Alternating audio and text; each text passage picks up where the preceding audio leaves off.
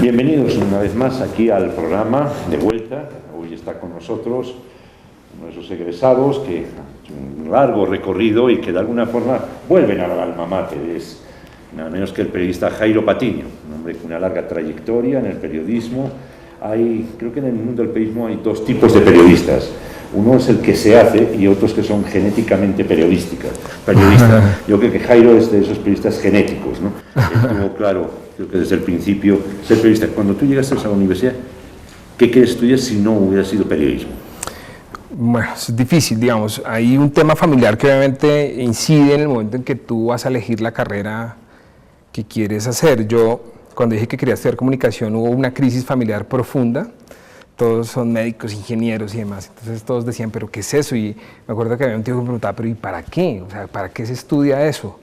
Y yo básicamente lo que quería era hacer radio. O sea, mi sueño cuando yo era estudiante de colegio era hacer radio. Entré a la universidad y empecé a descubrir otras cosas. Y paradójicamente nunca he hecho radio, digamos, de manera constante y larga. He hecho algunas cosas muy pequeñas. Pero digamos que yo cuando elegí una profesión me vi fue en una cabina de radio. Ese fue como un poco el proceso mental. Ahora que decías lo de periodista genético, no lo sé realmente, pero yo no me vi radicalmente en otra cosa, o tal vez la hubiese buscado, quizá.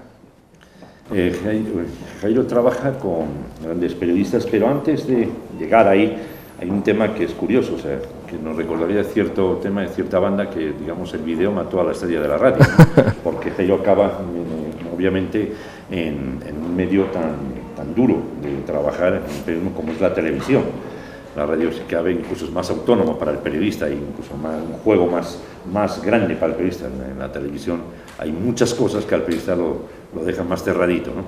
Pero bueno, cuando estás ejerciendo la carrera, ¿quiénes son esos profesores o qué es lo que hace que cada vez tengas más claro que lo que es eso, quieres ser periodista? ¿Cuáles son esos elementos que te van dando la carrera para decir, en efecto, yo lo que quiero hacer en mi proyecto de vida es ser periodista? Pues, digamos que es difícil identificarlo con exactitud. Hay, digamos, un ingrediente intuitivo muy fuerte, es decir, tú vas llegando un poco por intuición a ciertas cosas que luego van a marcar tu vida profesional, pero hay unos profesores que son definitivos. Por ejemplo, yo cuando estudié aquí en la Tadeo tuve en el primer semestre, creo que todavía está acá activo, que se llama Gabriel Lara, es un profesor de redacción. Cuando yo entré acá, él dictaba una materia que se llamaba redacción y ortografía, que era básicamente eso, enseñarnos a escribir si no teníamos ni idea, o al menos, digamos, intentar acercarnos, porque a pesar de que según los esquemas educativos de Colombia uno debería salir del colegio con algunas muy buenas bases de eso, pues obviamente uno no sale del colegio con eso. Entonces llega uno a una facultad de comunicación y no tiene ni idea que las palabras agudas, que las graves, que las esdrújulas y mucho menos de sujeto, verbo, complemento, nada de eso. Él fue muy importante en mi vida porque me enseñó esa primera parte y además me imprimió o me inculcó mejor un respeto por el texto, ¿sí? Un respeto por la narrativa. Que eso tiene una lógica, que tiene una construcción, que tiene unos códigos que hay que respetar al máximo. Partiendo de eso, digamos, a pesar de que fue muy duro, yo perdí esa materia, la repetí, fue la única materia que perdí en la carrera. Yo, digamos, después de eso, yo ya logré un poco descifrar ese código lingüístico que es el que le permite a uno ganarse el pan en adelante, y empecé a descubrir otras cosas. Después fue muy importante el profesor de manejo de fuentes. Cuando yo empecé a descubrir, claro, porque digamos que uno llega siendo un estudiante como un ciudadano común y corriente que ve el noticiero o lee el periódico y no tiene ni idea de eso, por qué apareció ahí, por qué el periodista sabía eso, por qué no lo sabía. Cuando el profesor de manejo de fuentes empezó a explicarnos, digamos, surgió como también, se prendió esa lámpara de, wow, qué bueno, o sea, se puede ir a preguntarle al presidente de la República, se puede ir a buscar al ministro y golpearle, en fin, que también fue un muy buen profesor, un periodista avesado, se llama Donaldo Donado en esa época. Digamos que fíjate que nunca ni siquiera los olvidé, ya han pasado casi 20 años y todavía los tengo presentes. Y luego ya hay una parte de decisión personal, digamos, yo dije, bueno, yo quiero hacer esto, yo quiero y hay que empezar obviamente a estudiar, o sea, uno no puede esperar que la universidad le dé todo, la universidad jamás te va a dar todo, así sea Harvard o Cambridge, eso no va a pasar. Y menos en el mundo del periodismo. El periodista yo creo que es una de las profesiones donde más se tiene que hacer uno y construirse uno a sí mismo. Exacto. Pero cuando estás en la carrera, uno siempre construye sus universos, sus mitos, ¿Cuáles eran esos personajes que tú tenías en el mundo del periodismo? Decías, esta periodista, este periodista. ¿Quiénes eran para ti esos héroes, digamos, de alguna forma, que eran para ti los ejemplos, las figuras a seguir? Pues a mí me gustaba mucho, digamos, estando acá, empecé a compartir con compañeros que hoy en día también son periodistas muy conocidos en los medios de comunicación. Leíamos la revista El Gráfico, entonces a mí, por ejemplo, me fascinaba cómo escribían de fútbol en la revista El Gráfico. De hecho, todavía me gusta mucho, aunque ya ha cambiado un poco el estilo. Nosotros nos sentábamos con revistas viejas del año 70 y leíamos artículos viejos, crónicas viejas de River, de Boca, solamente, digamos, por hacerlo. Entonces yo, siendo muy joven, ya daba razón de quién era Osvaldo Soriano, Osvaldo Ardizón, Eduardo Rafael, y tuve la suerte después incluso de trabajar con Eduardo Rafael. Alguna vez le conté porque fue por teléfono. Yo era corresponsal en Colombia del mismo periódico que era subdirector él. Y yo le decía, es decir, esto para mí es un sueño cumplido, estar hablando contigo. Somos obviamente veteranos, en fin. Y aquí en Colombia me gustaba mucho un periodista que se llama Fernando Araujo, que también logré después conocer, fíjate las casualidades de la vida. Y bueno, mucha gente, yo me acuerdo mucho, por ejemplo, de la figura de Fernando Ramos, que trabajaba, creo que era en el Noticiero Nacional, hoy en día es corresponsal de CNN en Colombia. Sí. Que yo lo veía y yo decía, pero ¿cómo hace este señor para estar en todas partes? En fin, alguna vez también le conté, le dije, negro, yo siempre pensaba eso de ti, y se muere de la risa, obviamente. Pero claro, obviamente uno tiene que tener ciertos como ídolos o ciertos objetivos a dónde llegar. Esos básicamente eran los míos y los de mi generación. Muy bien, terminas la carrera, ¿dónde es en el primer lugar donde incursionas? Bueno, hay un punto importante y es que yo nunca esperé a terminar la carrera para empezar a trabajar. Te estaba contando ahora que hay una inquietud personal, una decisión que dice, bueno, a mí lo que me gusta es esto, definitivamente voy a tratar de hacerlo. Entonces levanté la cabeza y dije, ¿quién pondría papel y tinta para un tipo como yo? Bueno, esa reflexión no fue así, porque yo era un man de 18 años, una persona de 18 años no piensa así, pero hoy en día, viéndolo en retrospectiva, sí ocurre más o menos eso. Entonces levanto la mirada y digo, ¿qué puede pasar? Aquí en la universidad había una revista universitaria muy buena que regalaban en la puerta todos los días, todos los meses, era de tirada mensual. La revista se llamaba Agenda Cultural. Yo salía de clase en segundo, tercer semestre y veía la revista y decía, yo quiero escribir esto. Además yo leía artículos y decía, pero yo puedo hacer de pronto algo un poco mejor. Tú sabes que hay cierta arrogancia que le va a acompañar a uno que es muy importante en algún momento de la vida. Yo puedo hacer algo mejor que esto, quiero hacerlo. Entonces averigué dónde quedaba, fui, obviamente me estrellé al principio porque eso no es tan fácil como uno cree. Y estando ahí logré publicar mis primeros artículos, que son más o menos del año 95. Fui allá, pregunté y dije, bueno, ¿cómo hago para hacer un artículo acá? Me explicaron y después de intentarlo varios meses logré publicar un artículo en esa revista. Pero fíjate como una puerta abre otra puerta, que es un poco lo que yo creo sin que existan fórmulas que debe pasar. Y es que estando ahí me llamaron del diario El Espectador, del viejo diario El Espectador, el que bombardeó Pablo Escobar en la calle 68. Tuve la suerte de conocer todavía esa redacción. En la redacción de Bogotá había una revista de programación y como yo aquí hacía una cosa que se llama Agenda Cultural, la revista tenía un grueso inserto de actividades culturales de la ciudad. Tú querías teatro gratis y abrías la revista y ahí estaba. Ellos querían hacer una cosa parecida, entonces nos llamaron a varios de esta revista y fuimos 2 o 3 que llegamos allá. Y bueno, o sea, llegar al diario El Espectador, el de Lozcano, el de García Márquez, y ver ese lobby que ya no existe, hoy en día hay una compra de carros, tendríamos que hacer una crónica de eso alguna vez. Y ver eso pues fue una cosa bastante alucinante. Yo trabajé ahí como 9 meses en el ambiente de una redacción tal cual y fue muy, muy enriquecedor. ¿Adivina cuánto me pagaban? $10 millones por artículo. 0, obviamente. Bueno, es el triste comienzo. El pago terminó siendo distinto. El triste comienzo de los periodistas, sí. Que, o sea, lo pagas con el entusiasmo. Sí. O sea, de alguna forma. Y lo que dices tú, hay dos elementos que yo les invito a muchos alumnos que lo estudien, que es muy interesante, ¿no? Que desaparecen las redacciones y desaparecen las salas de cine. Son dos elementos tremendos. Y en unas o ponen compra de carros o venta de carros o bancos. Normalmente son bancos los que suelen ocupar en este medio. Dando un salto en el tiempo fuerte, Jairo Patiño incursiona ya en el mundo de la televisión, además en un mundo, en una época fascinante, porque estaban produciéndose unos cambios tremendos en Colombia, empiezan a nacer los canales, y llegas a RCN Televisión de la mano de Daniel Coronel. No, yo cuando entré un poco después, cuando entré a RCN estaba Álvaro García como director. Pero yo, lo que dices es cierto un poco en un sentido, es que yo alcancé a trabajar en las programadoras. El sistema de televisión en Colombia era completamente distinto, digamos, uno no se imaginaría Yo recuerdo que cuando empezaron los canales RCN y Caracol, en las programadoras veíamos los ratings y decíamos, no van a fracasar. La gente se estaba empezando a adecuar. Y el día que nos enterraron de un día para otro. Yo trabajaba en un programa que se llamaba Así Fue y No Se Lo Han Contado. Era un programa muy visto de los domingos en la noche, un programa de más de 30 puntos de rating. Yo tenía 21 años y ya viajaba por el país haciendo crónicas de 7 minutos para televisión, que eso es un trabajo un poco superlativo. Obviamente lo hacía de una manera muy torpe, empezando, pero el entusiasmo otra vez, las ganas, todo en la vida tiene como una serie de casualidades que uno también debe encargarse de ir juntando. Yo a ese programa llegué a conocer a cómo se hacía, no sé qué, a través de amigos, y logré un día que me dejaran como ayudar. Ellos como que no tenían practicante, pero digamos, en la universidad además no tenía prácticas. Yo quiero ayudar, yo vengo. Pues es decir, entre quedarme en mi casa todo el día y estar allá viendo cómo se hace un programa de esos, pues yo me iba para allá.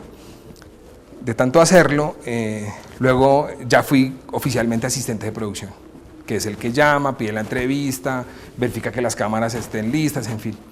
Y de tanto seguirlo haciendo, a la vuelta de 2 años, ya fui periodista del programa porque se fue uno, no sé qué, demos la oportunidad a este que está chiquito, pero de pronto no la embarra tanto, hágale y listo. Y ese momento, digamos, es trascendental, no solamente en mi historia periodística personal, que fue a hablar en primera persona, pero creo que a eso me invitaron, sino en el momento en serio de la televisión colombiana, porque se terminan los canales como se conocían y arrancan los canales privados. Ahí hay como una especie de movimientos muy bruscos, unos éxodos, los periodistas de QAP casi todos terminan en RCN, algunos, en fin. Los de en vivo también por todos lados, la radio. Yo particularmente, yo era muy joven, no tenía ningún problema, quedarme sin trabajo un par de meses, intenté hacer una revista, etcétera. Después me fui a trabajar a prensa escrita, trabajé 8 años en un periódico. Y ahí sí volví cuando ya la televisión estaba hecha y derecha. Pero digamos que yo conocí cuando no existían las antenas de transmisión y tal, y después el mundo del fly away y de la microonda, que ahora todo es en directo. Eso fue un poco el inicio. Obviamente el noticiero, que fue donde llegué después, es una cosa absolutamente distinta a un programa de crónicas y fue, digamos, muy agobiante al principio, muy impresionante. O sea, cuando yo llegué a televisión era un periodista con más de 10 años de experiencia y me costaba todavía. Entra de la mano nada menos que de un viejo zorro del periodismo como es Álvaro García. Bueno, no tan viejo, un periodista joven, ¿no? Sí. Joven. Álvaro García, ¿no? Es un tipo con una gran intuición de la noticia, un gran olfato, ¿no? Para saber qué es y qué no es rating. Trabajar con él además fue una época donde yo creo que a los noticieros llovió de todo tipo de críticas, eso fue una época muy dura, porque de alguna forma empezaron a tomar personalidad los noticieros colombianos. No querían ser el copiado de CNN, el copiado de Telemundo, el copiado de Televisa, no querían tener su propia personalidad. Y obviamente hay una travesía en el desierto muy fuerte. Muy dura. De la mano, digamos, el Moisés de la época era Álvaro García. Álvaro. ¿Cómo fue ese? Pues, es decir, estás hablando con el último eslabón de la cadena. Yo digamos, difícilmente puedo dar parte. Los que más se enteran son esos. Sí, puedo dar parte de cómo fue eso. Pero sí, o sea, un producto como Noticias RCN es un noticiero, es un informativo muy grande. O sea, poniéndolo otra vez en términos personales, yo, por ejemplo, no entendía cómo los periodistas lograban poner 2 notas en la misma continuidad. O sea, yo que ya tenía experiencia, y que venía a trabajar en un periódico donde tú tenías derecho a pensar el primer párrafo una tarde. O sea, por eso te pagaban. Porque de pronto te decían, bueno, mira, vas a entregar esa nota mañana. Y el editor te decía, pero quiero que pienses mejor la entrada y tal. Entonces, eso era una cosa como de artistas. Tú te sentabas en el teclado y cómo la arrancamos. A un noticiero donde... A mí la primera vez que me pusieron 2 notas en la continuidad, en el año 2006, yo llegué, vi la continuidad, vi 2 notas y fui y le dije a la jefe de emisión, que era Clara Ospina, le dije, mira, te equivocaste, me pusiste 2 veces, ya sabes a dónde me mandó, está bien, está claro a dónde tuve que ir. Sí. Y realmente eso, digamos, para mí es la característica principal del noticiero y es lo que a los periodistas en principio más nos cuesta y es la velocidad. La velocidad no es una disculpa, yo no vengo aquí a hacer descargos en nombre de nadie, pero por eso son los errores, digamos. Por eso son los errores que al televidente, digamos, le causan tanta impresión, que señalan con tanto ahínco, y está muy bien que lo hagan. Cada vez que hay un error hay que visualizarlo, pero detrás de eso la razón que está es que eso se hace a veces ni siquiera en minutos, en segundos. A veces se hace en segundos. Y eso, aprender ese código y aprender a escribir así de rápido y que uno diga, pero ¿cómo así? O sea, en 10 minutos hay que hacer una noticia y sentarse y cumplir el rigor de la noticia, identificar en un plano qué es la noticia, saber de un discurso del presidente qué es noticia y qué es noticia, después de que el presidente habló 2 horas, y hacerlo ya, o sea, ya, el noticiero va a las 12:30 y faltan 15 minutos y hacerlo ya, sí, hay que hacerlo y se hace. Entonces, ese monstruo tenía esa dinámica, porque los noticieros en Colombia jamás fueron así, o sea, no existían las microondas. Hace poco que se cumplió un aniversario de la muerte de Galán, invitábamos al noticiero a Javier Ayala y nos contaba eso, o sea, la noticia de Galán se demoró 1 hora en llegar a la redacción, 1 hora. El video, no sé qué, desde Soacha hasta el centro, hoy es inmediato, o sea, eso es una cosa muy inmediata y eso es una cosa que nadie enseña. Nadie enseña, porque eso es además es un avance que lleva la tecnología. O sea, el ingeniero esta tarde, literalmente al noticiero, llega con un nuevo aparato. Vamos a probar este aparato, que ahora hace no sé qué, y entonces eso significa más velocidad. Jairo Patiño se forma en una academia, en una universidad donde hay una disciplina muy fuerte, un respeto extraordinario a la forma y al fondo. Sale y igualmente vuelve y se encuentra en un medio en el que hay eso, respeto a la forma y al fondo. Cuando llegas, y lo que estás comentando, a televisión, ¿qué ganaste y qué tuviste que dejar en el camino? Pues es difícil ponerlo en esos términos tan radicales, pero digamos que lo que ocurre es que dependiendo del medio de comunicación se requieren ciertas destrezas del periodista. Y el periodista de televisión es un periodista muy rápido mentalmente. Tiene que ser un periodista que identifica en caliente la noticia sentado en el máster de emisión o parado al lado de su cámara en el sitio donde está ocurriendo. Y eso hay que desarrollarlo. Eso es lo que los profesores tanto me hablaron cuando estaba aquí en la Tadeo, del olfato periodístico, que uno oye hablar de eso y uno no entiende bien. Pero ¿cómo así? ¿Qué será el olfato? O sea, que uno huele algo, no entiendo bien. El muerto. El muerto o olerá al muerto. ¿Qué será? Es eso. Que es que esta profesión, por eso, digamos, la amamos tanto y por eso es tan supremamente difícil a veces de explicar. Tiene esos elementos que digamos que son absolutamente yuxtapuestos a una ciencia exacta, o sea, la física o qué sé yo, tiene unas normas que nadie se puede salir. Esto no, esto tú te lo puedes inventar en cada trabajo de campo. Yo alguna vez hablaba con un documentalista de la televisión española y le decía, ¿tú en qué momento sabes que lograste la entrevista? Porque digamos, uno arranca a hacer este ejercicio que estamos haciendo acá y tú como entrevistado, que ahora no te voy a quitar el papel en este momento, lo prometo, pero es simplemente para contar un ejemplo. Tú estás mirando y estás sabiendo si el tipo ya te dio la historia o no. Me dice el tipo después del tercer tape. O sea, fíjate, eso no está ni en los libros, no sé qué, y cada cual aprende su propia. Si tú hablas con el editor judicial de RCN que saca una chiva cada semana, también te va a decir eso. Tú no lo ves por ahí, cuando llega con una vaina de abrir. Entonces, esto no es una ciencia exacta, por suerte. En efecto, ¿cuál es la noticia cuando ya estás en toda la vorágine del mundo de noticias en televisión? ¿Cuál es la noticia que más te gustó dar? Pues lo que pasa es que la memoria es mala y no voy a acordar de cosas recientes, pero además cosas muy importantes. Que van a quedar ahí, obviamente. Claro, como la estrella 14 Millonarios. Eso me tocó transmitirlo a mí, se acaba de morir mi abuelo, yo, por supuesto, soy hincha de Millonarios. Entonces... Nadie es perfecto.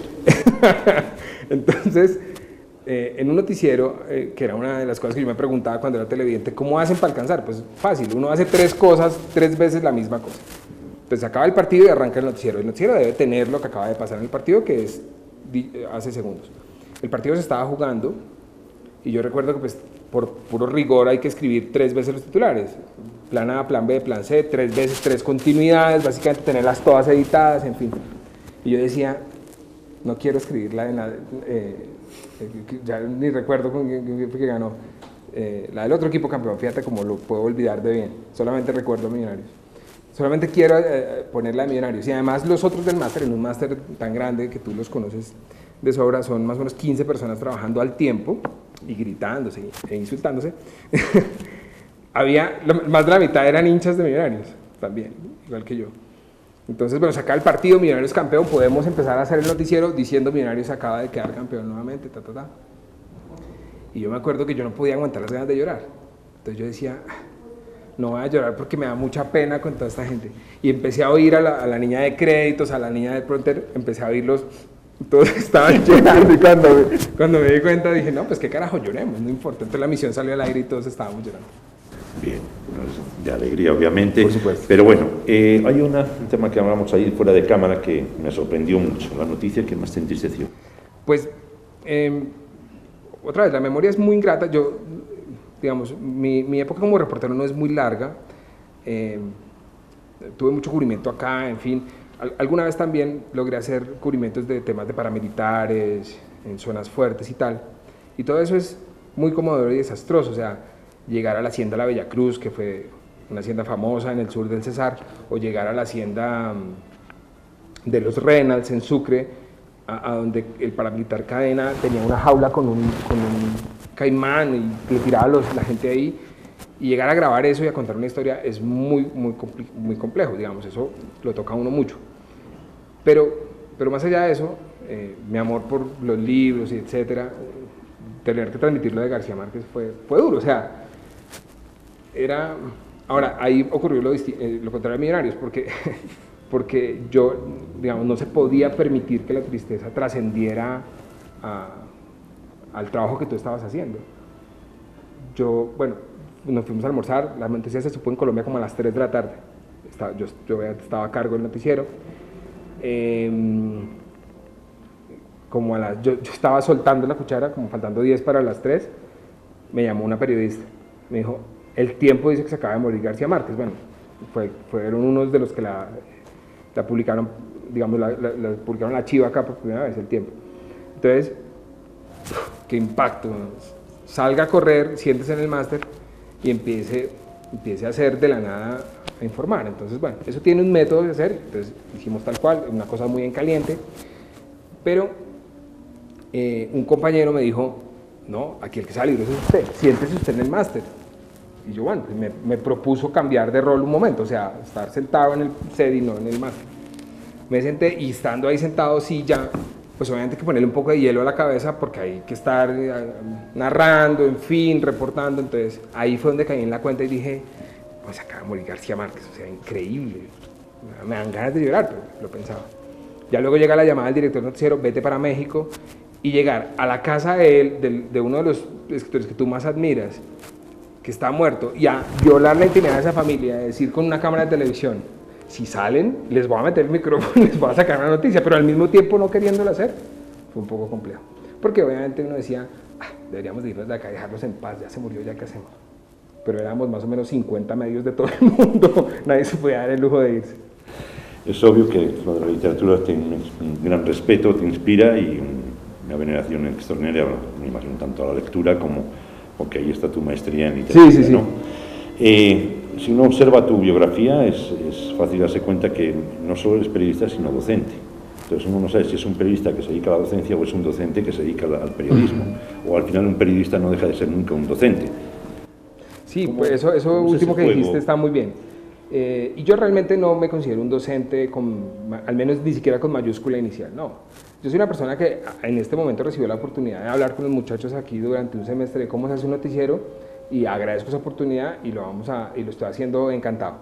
Y es un trabajo, digamos, un poco en tiempos y demás, que termina siendo anexo en el sentido de que no es el que me demanda el mayor tiempo de la semana. Todo el tiempo estoy en función de hacer un noticiero de televisión, que es mi otro trabajo, pero esto, digamos, cobra una relevancia superlativa porque te obliga a pensar lo que tú haces. Entonces, volver a los libros, o sea, yo había dictado clases en la Javeriana en el año 2002, era una cosa narrativa distinta. Yo nunca había dictado una cosa que tuviera que ver con un noticiero de televisión, que es lo que hago hace 9 años. Pero sentarse un día en la casa y decir, o en la oficina y decir, bueno, vamos a explicar cómo se hace esto. Eso no es fácil, digamos. O sea, tú llevas una rutina donde todo el mundo entiende las palabras raras y extranjerizadas que tú dices. Vamos a abordar a un grupo de muchachos y les vamos a explicar que hay que hacer un mixer, un BTR, que vamos a hacer una voz en off. ¿Qué es esto? Vamos a empezar a mirar. Y ese ejercicio me parece lo suficientemente enriquecedor porque te crea conciencia en tu otro trabajo de tú qué estás haciendo, cómo lo estás haciendo, y acá, de cómo te ven, de lo que los muchachos dicen de un noticiero, de lo que... Entonces es confrontarse duramente y a veces de manera de verdad fuerte con la realidad. Muy bien, Jairo. ¿Cuál es el sueño futuro?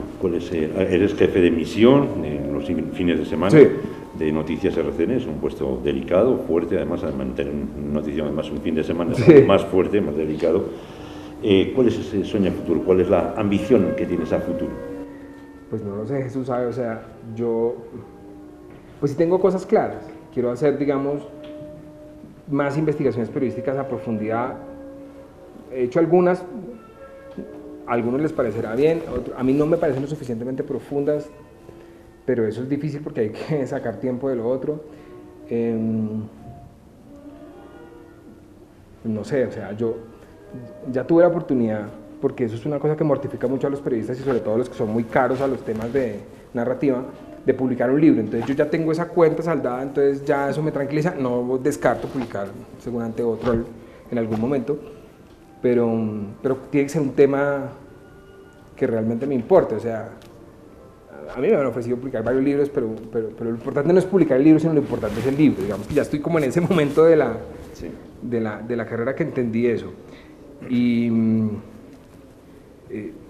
no sé, eso, o sea, tú sabes que uno siempre tiene como un proyecto ahí, y ahí lo tiene. Yo tengo como 2 investigaciones periodísticas adelantadas, y ahí van, despacio, cada año avanzan un poco, tienen que acabarse. Yo haciendo la tesis de la maestría me demoré mucho tiempo, finalmente logré que me la laurearan. O sea, no es ningún ejemplo a seguir, sino que yo lo único que me demostré con eso es que la estaba haciendo a mi ritmo, está bien, o sea, no hay que hacerla para entregarla al mes, hay que hacerla despacio. Incluso tu propio tiempo. Muy bien, Jairo. Como diría nuestro tristemente fallecido colega polaco, Kapuczynski, decía que para ser periodista, ante todo hay que ser primero una buena persona. Jairo Loaiza es un gran profesional, es un excelente, como Jairo Patiño, se me pasa siempre Loaiza, que es un productor de RTBC, también un excelente compañero. Jairo Patiño. Patiño es un gran compañero, un excelente compañero. Es una de las personas que uno puede trabajar siempre muy a gusto con él, porque siempre lo recibe con la sonrisa, siempre está de buen ánimo, porque el mundo del periodismo en televisión es francamente muy duro.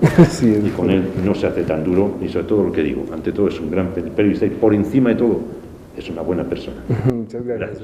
Por esas palabras, muchas gracias. Además nos sentamos cerca, en algún momento chiquito nos sentamos cerca en la redacción. Muchas gracias. Muchas gracias por la invitación. Gracias.